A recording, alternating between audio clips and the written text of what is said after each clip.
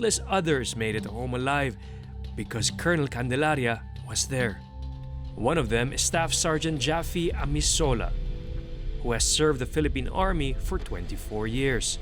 He was among the brave soldiers who fought in Basilan and during the Marawi Siege. So si Sir Candelaria noong that time, hindi siya komportable kasi hindi siya nakatayo.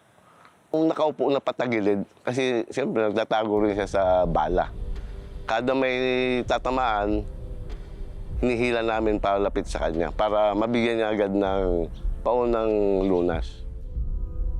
A bullet struck Amisola, hitting his neck and even affecting his tongue. Sinisilip nila yung bibig ko kasi namumuo na nga yung dugo, naputulan ba ako ng dila.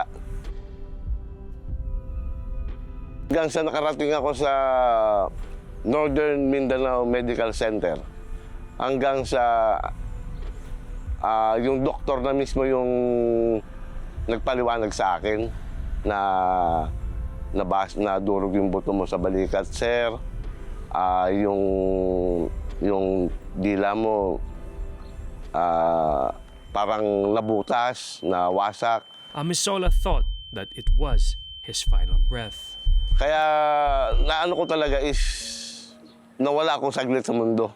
Kasi sabi ko nga, ganun pala yung taong mamamatay. Purong puti lang talaga. Wala kang makita kahit isang tao, wala kahit sarili mo hindi.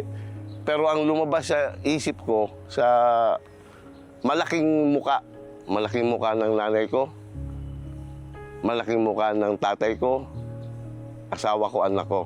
Malaki, paliit, hanggang maglaho sila. So sabi ko, yun pala ang pakiramdam ng isang mawawala sa mundo. Through it all, Staff Sergeant Amisola remains grateful that Colonel Candelaria was on that battlefield. Because of him, he was given a second chance at life. So yung kay Sir Candelaria is, ano siya, kakaiba. Parang gusto niya laging aksyon. Yung makatulong. Kasi hindi naman namin hinihiling na may masugatan sa isang labanan na gusto namin bumalik ng buo.